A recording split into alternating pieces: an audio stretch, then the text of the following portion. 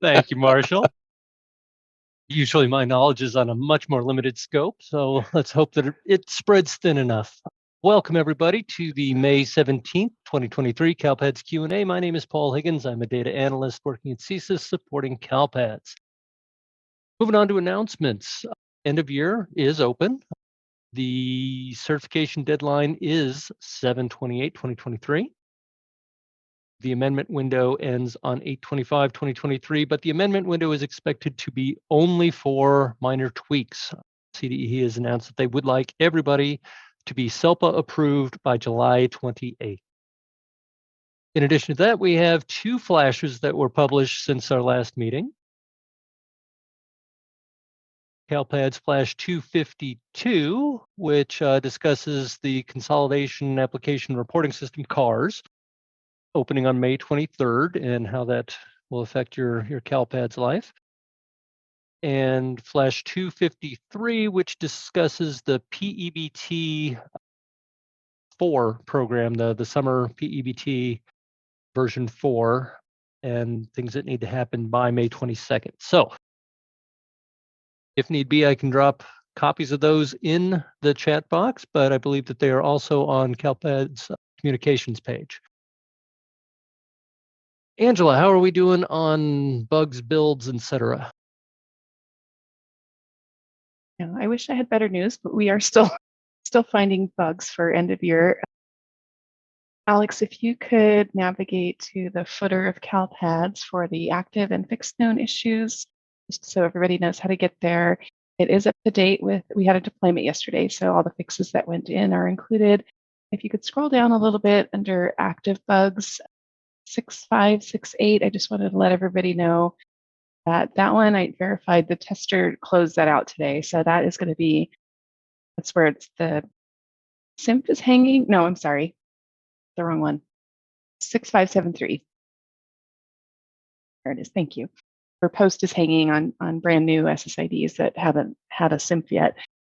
The tester closed that out today, so we should be seeing that fixed Tuesday morning. And that's all I had today, Paul. Thank you. All right, if nobody has anything else, I'm just going to jump right into the chat box, and we're going to start with Erica at 301.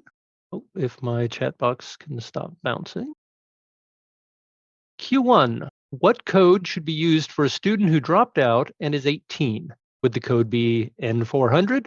The student is choosing to work for the time being and will not finish their 12th grade year. Well, it would definitely not be an N400 because there's no such code. It could be an E400, which is kind of the generalized 18 or under 6 or over 18, has been absent.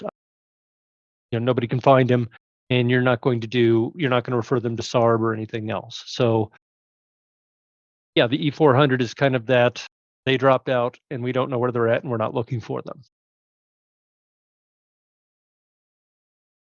Linda Martin at 301 Q1, with so many CTE introductory state reporting codes being retired, 9, is the plan to replace those introductory codes, or is the plan to eliminate the introductory codes in those pathways? This impacts our pathways, so I need to know what to expect for the next year. When will the new CTE course codes for the introduction to performance music live events be ready?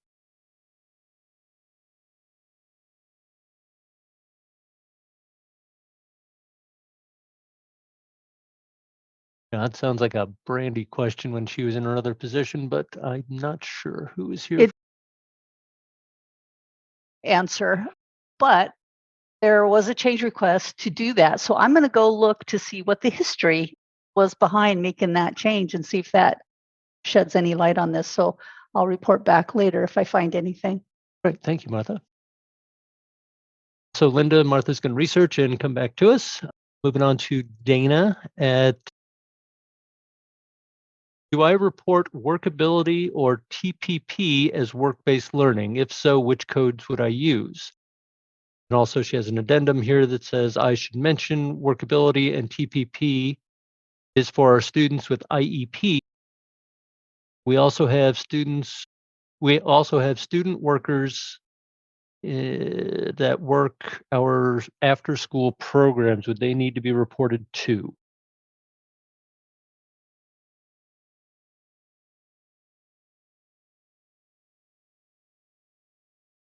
That's another good question. On screen, Alex is searching for workability in the codes or in the. Is that the code sets? Yes, it's. So she's looking for workability in the code sets, seeing if there's anything there. I was hoping that it would be in the description Yeah. because that's definitely the only other thing I can think of is that I know that they've talked about it in the YouTube training or one of the trainings that's recorded that's on the list.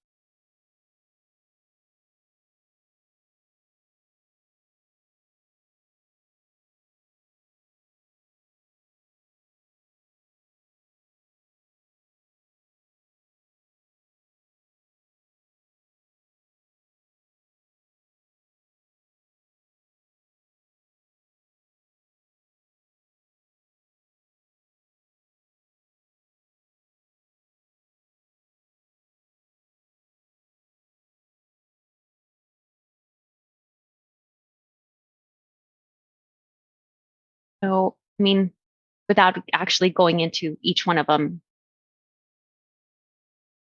I wouldn't be able to answer the question, but I'm sure that it's been talked about in one of these. Thank you, Alex. All right. Erica 303 will be returning to that, although Kyron looks like he answered it, so maybe we won't need to. Burton, to see your Q2. I see your Q1 posted after your Q1. So I guess we'll take them out of order here. Q1, I have a preschool student showing up in my end of year 3 with the error cert 67 ELAS record for student not reported. I'm not sure why I'm getting this error for a preschool student. And Kyron replied that the student is posted in CalPADS as having a first grade record. So she is checking in on that. All right. Melissa 304 have a student who was a DNQ in 2021. Parents requested an IEE that resulted in a does not qualify, then a second EE that resulted in an eligibility. Are these all reported as separate transactions? How should they be reported? Joe? Yeah, Paul. If I get the question correctly, if I understand correctly, there's another IEE that happened and the eligibility was determined different from the original determination. So that's a local decision, but most likely it would turn out to be it would be the same, I would say, on the initial evaluation, as part of the initial evaluation. But again, please check locally what is your policy and procedures in doing that. Some folks would actually send another IEE as another initial evaluation as apart from the original determination. Depends on how long that would be. But if it's within the the time frame, I would say my understanding it would be the same. So it would just change that determination unless it was already been submitted to to CalPADS, then therefore you need an amendment to actually report the difference, right? All righty. Thank you, Joe. Moving on to Sandra, Q1. Student was pending expulsion. The board decided not to expel the student. The final result is a suspended enforcement. How should the incident be reported in CalPADS? You report the expulsion with the, what's the field name? Enforcement suspended, modified with the modification code saying something to the effect of, not expunged, but not enforced. Yeah, there it is, 1917, the incident result modification code. And you look through the codes to look at the incident result modification set.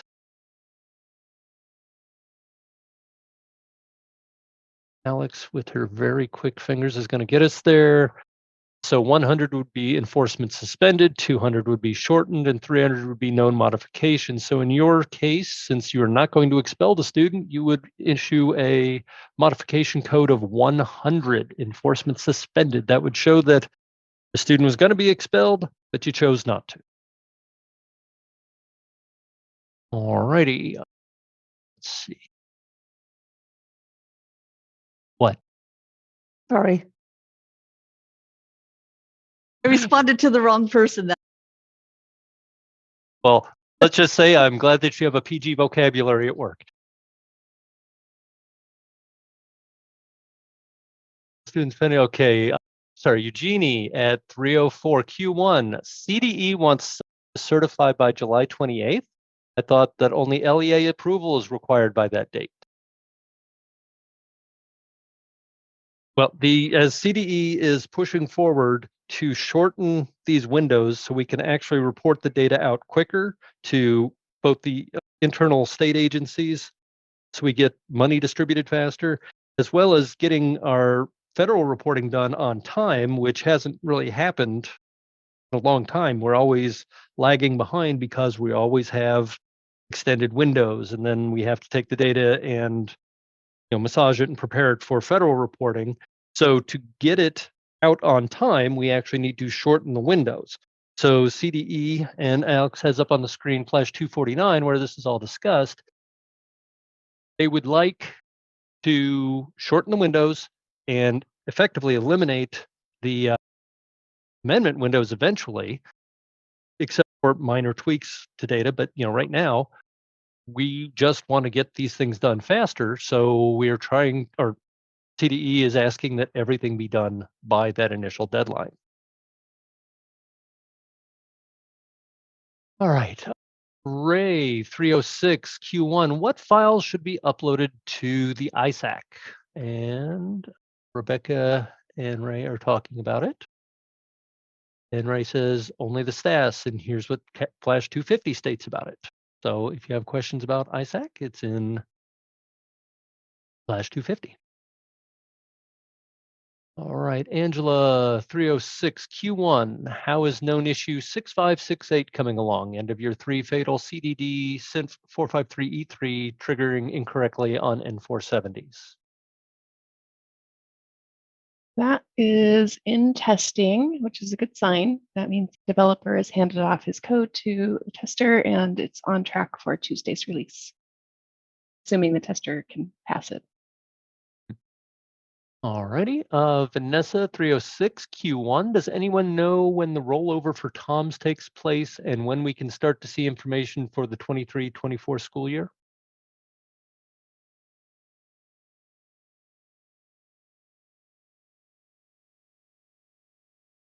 That start with July 1, or is there something special? I'm not sure. The rollover for Tom's.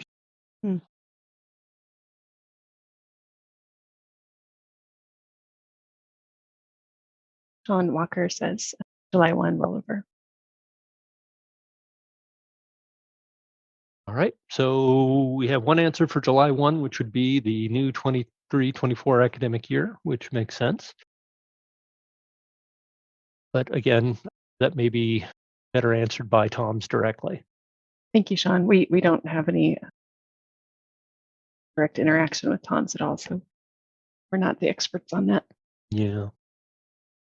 All right, Claudia 307 Q1 PEBT summer student requirements in May 2023 quarterly meeting, page 46, and CDE website with the address provided. Both state something different from the latest flash. They both have and or for the qualifications and not and the qualifications. So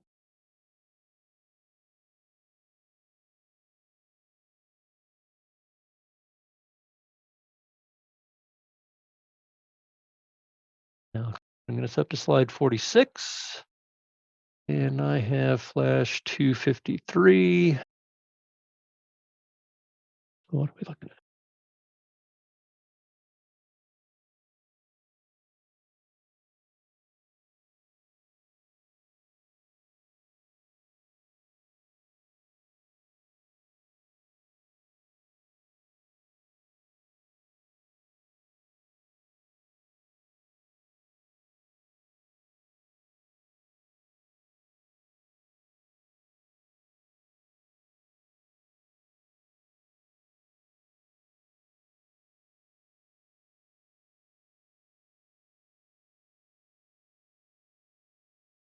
Claudia, in your 250, okay, can you tell me where on Flash 253 you're seeing the and instead of the or statements, so that way we can just go to it without having to read the whole thing?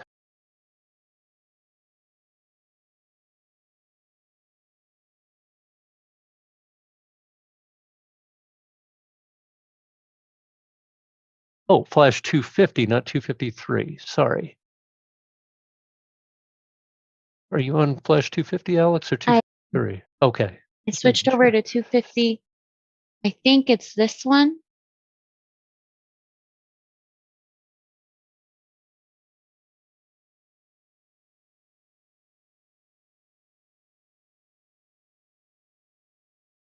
Because the quarterly slide is talking about students that are eligible for a summer PBT.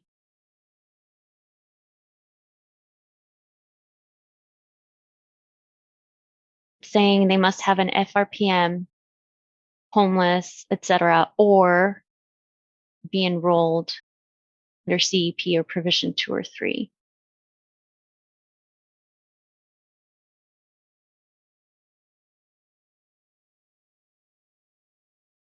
I think maybe this is the one where she's, I don't know. Thor for the rescue. You can send in a ticket and assign it to Thor. All right. Coming back to the list, Ethan, 307 Q1. Is it safe to start certifying end of year 1 snapshots for LEA? Example, charter elementary schools who will have 0 data to report for it. I would say yes, it is safe to certify the schools that are out there that have an EOY1 snapshot, but are not actually reporting grades 9 through 12. So yes, you could do that. Laura, 302 Q1. If a special ed student is in home teaching, what would we use for the instructional setting? 300 home teaching or 700 special ed? As I recall, you can only assign one, and the hierarchy puts the 700 special ed above the 300. Is that correct? There you go. There's the Q&A. Yes, special ed should be used ahead of the home and hospital.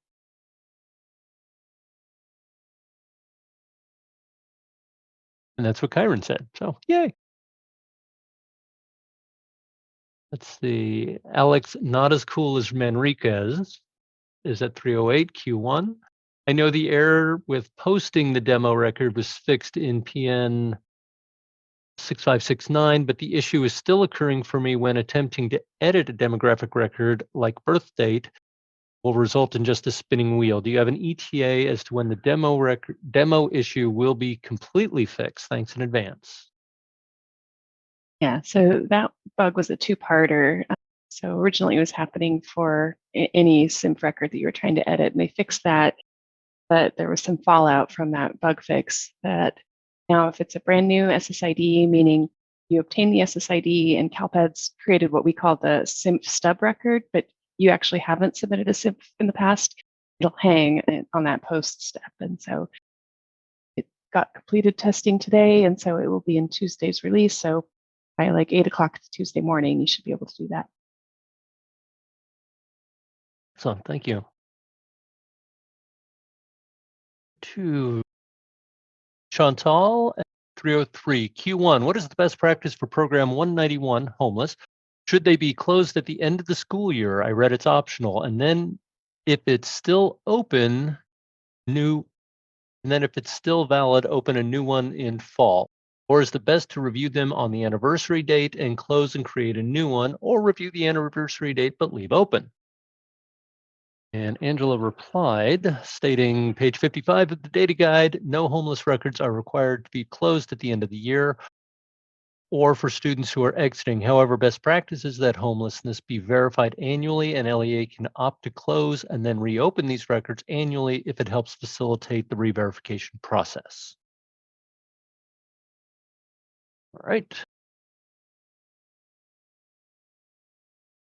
Roseanne at 308 Q1 for CTE articulation courses. Does the well, it ends there. So did you lose your train of thought, or did you just keep typing elsewhere? I don't see the rest of your question there. If you want to retype that, we will touch base with you again.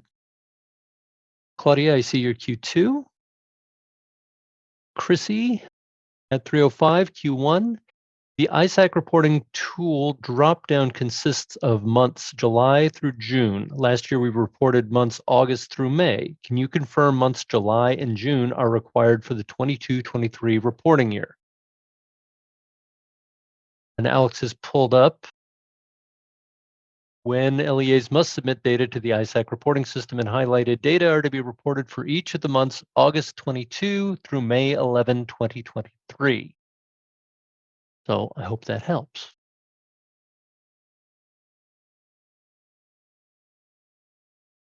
Chris. Sean at 310. Workability is reported for EOI 1. Missed the other part of the question, but heard something about after school. If it's for after school, yes, you can still report it if it meets the compliance. Okay, so I'm assuming that was just in response to the workability question above. Dana at 302. Do I report workability or TPP? Wait a minute. I already did that one. Damn. Still conversations going on there. All right. Terry, 314 Q1. Student was expelled. County approved parent appeal. Do you make the expulsion disappear, or do we change the expulsion to a modified expulsion?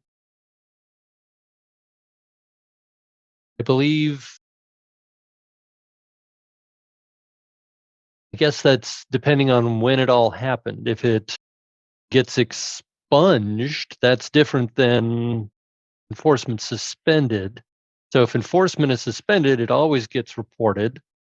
If it's expunged during the open EOI window, I think you get to not report it.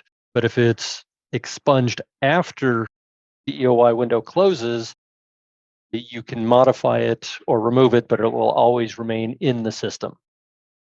For the on your certified data, it will always remain there. Expulsion, and then you make a modification. Sorry, Martha, you were digitizing on me there. What was that? So you report the expulsion, but then you modify it? Is that what we're saying? Well, yeah, it's I wasn't sure if they were asking about whether it was just enforcement suspended or whether the board had expunged it from the student's record. So there's a difference there. All right, Russell. Oh, wait a minute. Okay, Russell 303 Q1. If we plan to test students over the summer, will exiting them with an exit code of E155 prevent them from testing? And then there's a discussion with Chiron underneath it with regard to what kind of testing.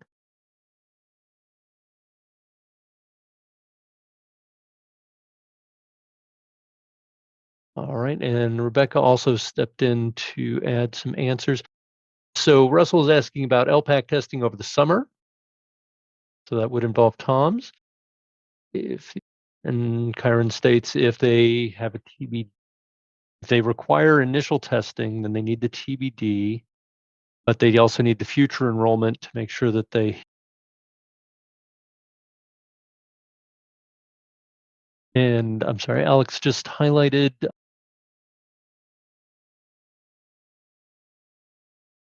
Where it talks about thank you to Rebecca for posting that.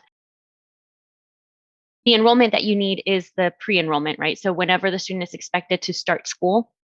So if that's in August or September or wherever, but that needs to exist first, and then with the TBD. Thank you.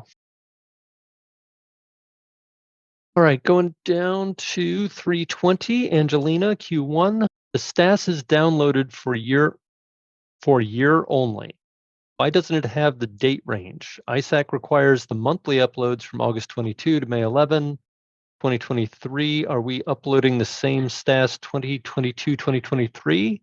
There is no instruction on the CalPADS end stats file. Isaac has instructions for monthly files only.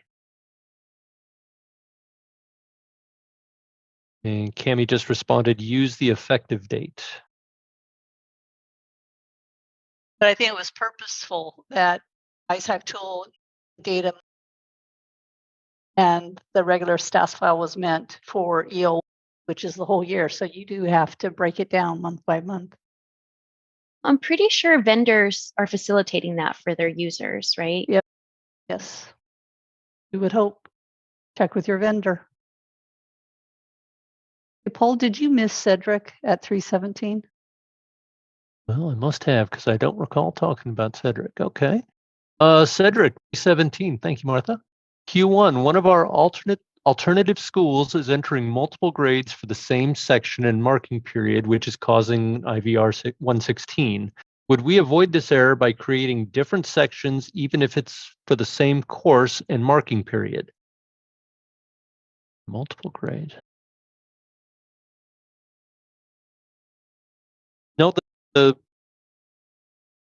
SCSC file is aggregating the whole year. They don't want to know that, oh, the student got an A in the first third of the course and then a D in the second third, and then in the last third they got a B.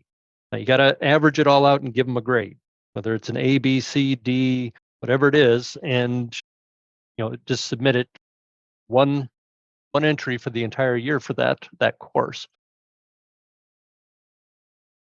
I think that's because it's for the same course and the same marking period. So you need 1 mark for that marking period. All right. All right, Leah at 304 Q1. Which dates are used to flag CERT 165? ELs 22 years and up and primarily enrolled in K-12 have been designated EL. Our latest end of year three CERT error report includes 6 CERT 165, and all of them will not turn 22 until later this year, or later this month or next month. All right. I'm looking at the conversation with Kyron, and I'm not sure why it's triggering the error before their 22nd birthday. Can you see my note? I'm embarrassed, but that error for end of year 3 is doing a little bit of math based on the enrollment date. So if you had closed the enrollment out, it would calculate the date of birth correctly, but the records that she gave us, their enrollments are still open, and so it's presuming their birthday is before then, I think. So anyway, it thinks they're 22. So it's calculating as of 6:30 and including them in there because they will be 22 by that By date. then, right? Thank you. You said it better than me. And then so if she closes it using a date before their 22nd birthday, then that error will go away as soon as that SCNR transaction goes in. That's my presumption, because Okay. we didn't touch that error this year. So, I'd be surprised if it came up as a bug this year. Yep. All right, Leah, you're our canary in the coal mine. Go ahead and change or exit one of them and see whether they fall off the list, and let us know, please. That will help alleviate our confusion here too. And Rebecca at 322 has an observation that she so dislikes the SINT stub record. Rodolfo at 323 Q1, we have a student in our non-public school group who seems to have empty attendance fields in the latter half of the stats file because attendance is not taken normally like our public schools. Should these students be exempt from status reporting? Rodolfo, yes. You have to submit a status record for them with the exemption indicator marked as yes and all subsequent fields left blank. So you have to, and it's up there on the screen. To be exempt does not mean that you do not report a status record. Users will need to report their status record. However, the records will need to have a Y in the exemption indicator field. In addition, when the exemption indicator is populated, users need to make sure that all other fields below the indicator are left blank. So there you go. That helps. Going down to Maria, 324 Q1. If an RFP happens over the summer, what is the cutoff date? That's also on Flash 219. Thank you.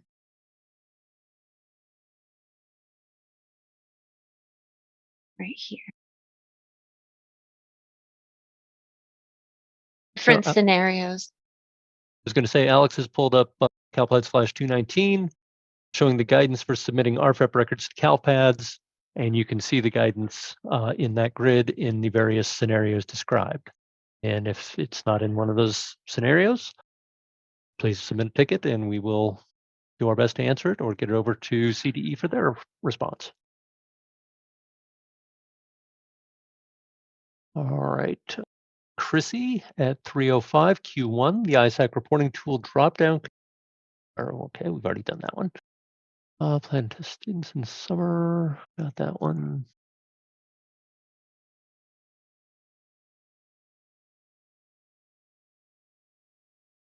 Okay, I think we're at Roseanne at 309. Does the state course code match the college state course code, or are there different sets of codes for this? Well, state course codes are specific to CalPads. And to the best of my knowledge, no other data service uses those codes except for us and possibly CVEDs. But I don't believe that any colleges use our codes. And I'm not sure what other context that would be in.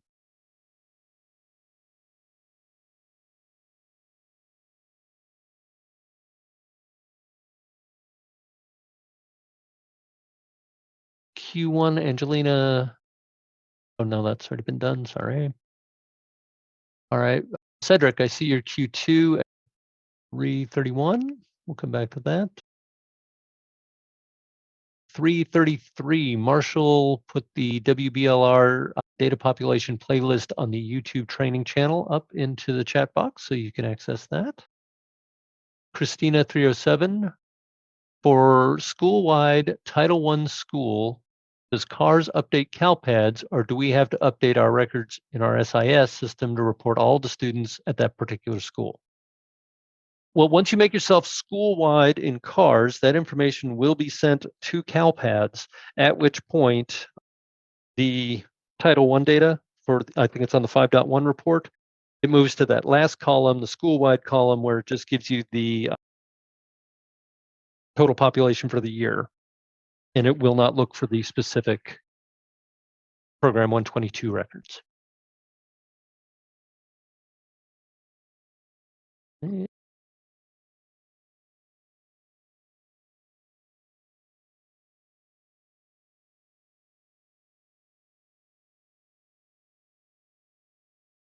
Charlene, 336. I don't know about the rest of y'all, but it's really hard to track the questions everyone is asking with the dialog box opened in the middle.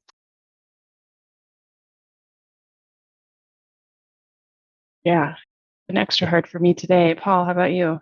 Yeah, I'm bouncing all over the place. That's why there's a lot And of dead air here. I can't figure out how they're grouping them. So I think that it's if you reply back, like there's a 337 reply from Leah, which put her 304 question right at the end because it was the most recent comment. So I think that it pushes everything to the bottom when somebody comments. So that's why we keep running over the same questions. I think we missed somebody too, but I don't doubt it. yeah, so it's really confusing. I did talk to Martha about potentially switching this menu over to a webinar format so that we would have the more structured Q&A option. My only concern with that one is that only hosts can provide answers. And as you can see on this call, you guys out in the field are a font of knowledge and you're helping each other. And we really appreciate that. And so I don't want to take that tool away from you. potentially, I guess we could use chat and you could just at folks, but it's hard to know what question you're responding to, or right? They're Yeah. not grouped together. I think Marshall suggested a fix to that. I'll have to check with him because Okay. he sent us something on Teams before. He did, and when I dug into it, it wasn't related to this chat box. It was Zoom is trying to, from what I could tell, Zoom was trying to replicate kind of what Teams does, Microsoft Teams, and so they're setting up channels, and it was talking about that chat. Okay. So All right. Angela, we'll keep looking into it. Maybe we'll get our IT guys involved and have them check with Zoom. That's a great idea. All right, I'm going back up to the top and hitting the Q2s on the way down. And if I missed your Q1, please just make a note of it at the bottom and we will circle back to them. So Erica 303 Q2, how to clear the CERT 126 when the student was enrolled and disenrolled on the same date and is an N470. You don't report N470s. They're no-shows, so you don't even need to account for them. So do not submit stats data for N470s. Catherine at 303 Q2 regarding CERT 73, no program data submitted for a school. When I run my SPRG ODS extract, I have 2 schools that are showing programs that are showing up on my EO2 warnings report as having no program data submitted. But the CERT 73, when you look at it, actually defines what programs it's looking for. It's not looking for all programs. It's only looking for the programs listed under the suggested resolution section. So what Alex is highlighting right there. And there's, let's see, it does not account for things like FRPM data. And I don't believe it accounts for things like homelessness, that kind of thing. It's all for just these specific programs. That's all CERT 73 is looking for. And so if you don't have any of those things, it's a warning. So you don't have to add records just to make that warning go away, but it's just there to raise your awareness that you have no 504 accommodation plans, opportunity programs, California partnership, all of those things, you have none of those. So if you were expecting them to be there, that's where you need to dig into that further. If you know that you have none of those, you can safely go, you're right, I got none of those programs, moving on. All right, going down, going down.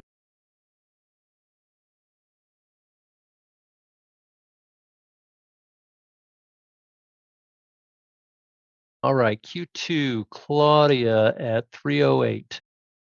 If the CDD run completion date time is 5:16 at 1:02 a.m. and the revision create date is 5:16, 12:52 a.m., does this mean that the data from the CDD run is not included in the revision?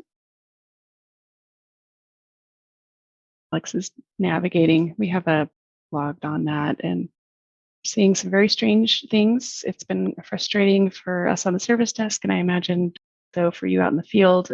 6574, where the behavior we're seeing is you guys are making the correction, you get a new snapshot, the revision is complete, the certification data discrepancy is still there.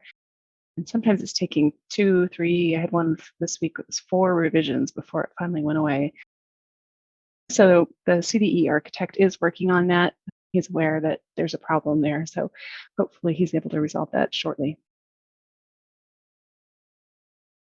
Excellent, thank you. All right, going down to 311, Alex not as cool as Manriquez. Q2, do students in a home and hospital setting require a course assignment even if they are on a secondary enrollment? Asking for another LEA, thanks again. Sean responded with, I'm positive this is a no because you can't report the teacher for the secondary enrollment, which you would need to come first. So that is a correct statement. If the student is on secondary enrollment, you are not reporting their courses. Right. Going.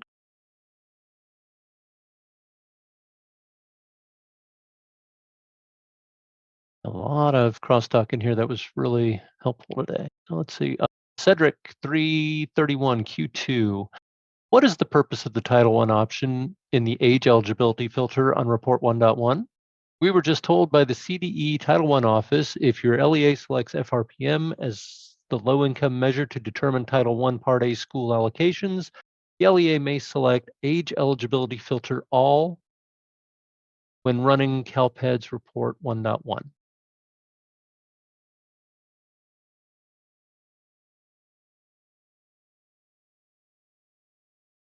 So it's my understanding for LCFF, you have to be ages 5 to 17, 5 to something, whereas Title I can include earlier ages. And so that's why there's an age eligibility on 1.1. But we also added a new column on that report too, right? We changed the default. Forget what we did.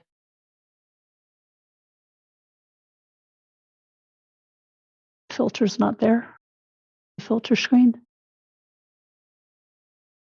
Filters. You want me to navigate to the report in CalPads? No, Or- that's okay. I don't know. So you can get different results by using that filter. So 5 to 17 is the other option. Sorry, I just wanted to give you your numbers, 5 to 17. thanks.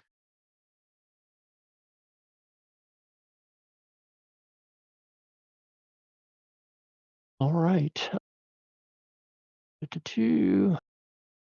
And Claudia responded, and Ethan at 344 Q2. Might it be possible to standardize the time zone used for the timestamps created date at the top of the certification reports and elsewhere, like CDD snapshot dates? Some seem to be local time zones, but some seem to be GMT or UTC. We would love that.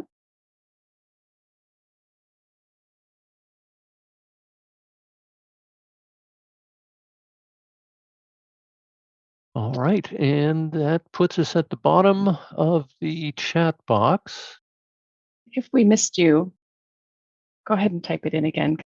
Jumping Please. around quite a bit today. But let me add to what Claudia just asked about. And I think with the architect reviewing those time stamps and when the revision's running versus when the CDDs get refreshed, that we'll be sure to remind him that we have to have standardized time zones, time stamps. See one from Cami that we missed. I think, did anyone else get thousands of EOI1 student course section 139E1 errors pop up? My SCSE and CRSC files were already uploaded. And yeah, I did want to address that. I should have talked about that at the top of the call, but I forgot. 8 o'clock this morning was a really long time ago. Yes, we weren't expecting that one to go in yesterday, but it did.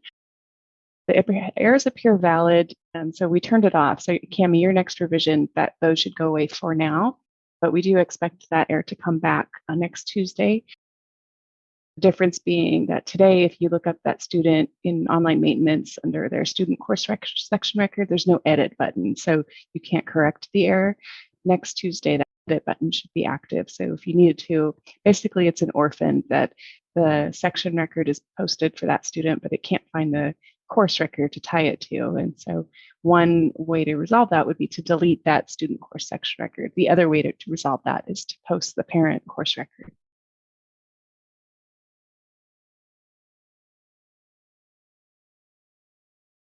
All right. So yeah, that's where we're at. All right. Stephanie at 347, she just wants to thank us for hosting these meetings every week and are answering our questions for us. It's extremely helpful and we appreciate your time. Of course, Stephanie, that's why we're here. We want to help you. Hey, Judy said something about expanding and collapsing the questions. It's like, do we have control over that? I can call out. They keep reopening without, if somebody replies, they reopen. So it still doesn't fix the issue with the timestamp, right? I'd like to see the original question in order, just not move.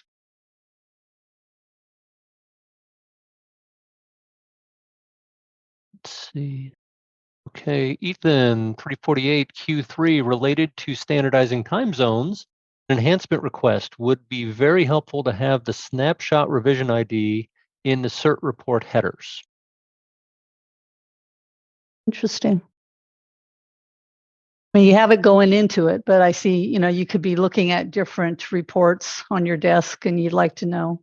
I mean, there's a date created, which reflects when that revision was created, but I can see if you had multiple in the same day. It looks like Kyron has asked ChatGPT how to fix our Zoom issue. For those of you, this has been having quite a bit of discussion about AI and ChatGPT lately and how we could make use of it. So Kyron is taking the lead, it looks like. But Cami also, 348, put in another question. Can you show me where I would look up my tickets I have put into CalPads? I don't think there's a standardized way to do that, except unless you have a rule in your email client. Yeah, a lot of service request ticketing systems, Paul, nowadays you can go in and see what the status of your tickets, where they are in the queue. Our ticketing system is ancient, Cami. Mhm. I know CDE is shopping around for something new. I think it's reaching its end of life soon, actually. So we don't have a way for you to do that now, but we'll probably be transitioning. I don't have a timeline, but eventually we'll be getting off this system.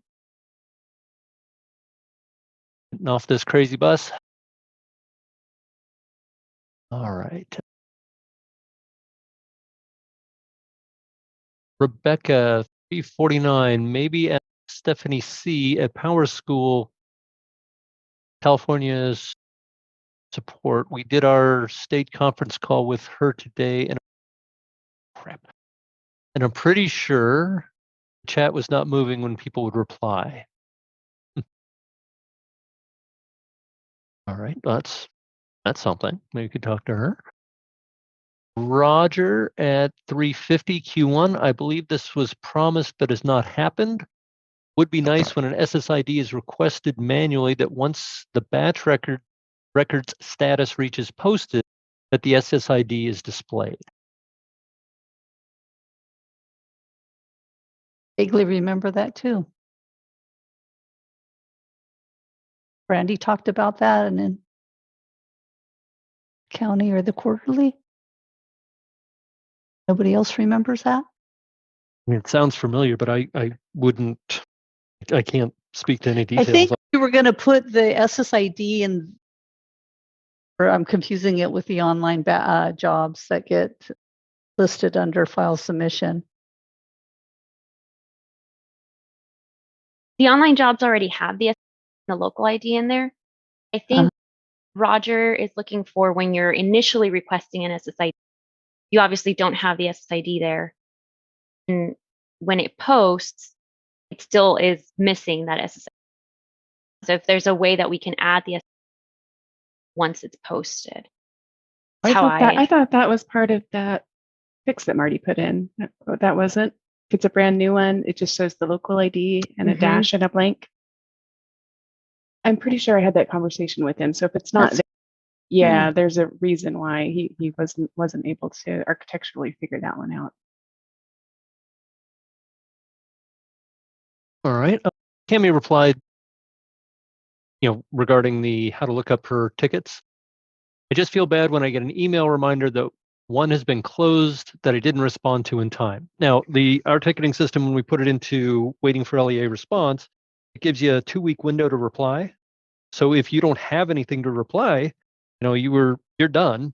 Don't worry about replying.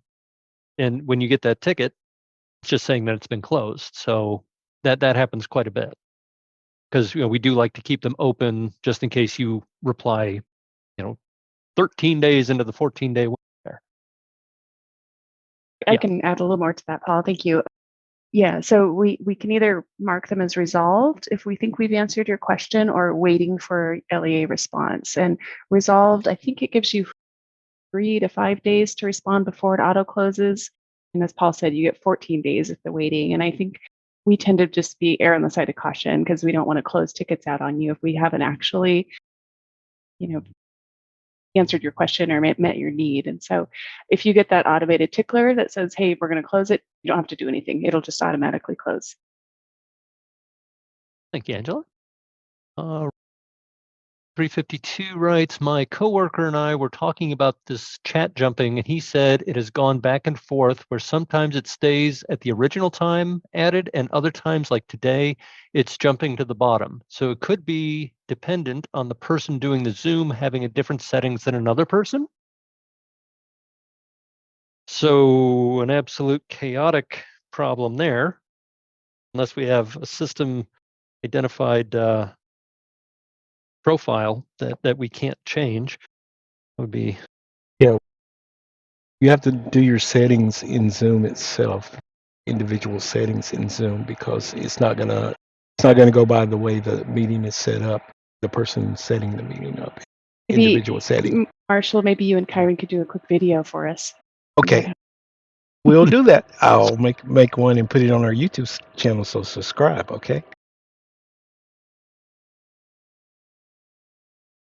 all right. And once again, we're at the bottom of the list and we have 5 minutes left in the meeting. So we can give you 5 minutes of your life back. And thank you sincerely for being here today. We appreciate you being here and taking an interest in CalPads and everything that we're doing.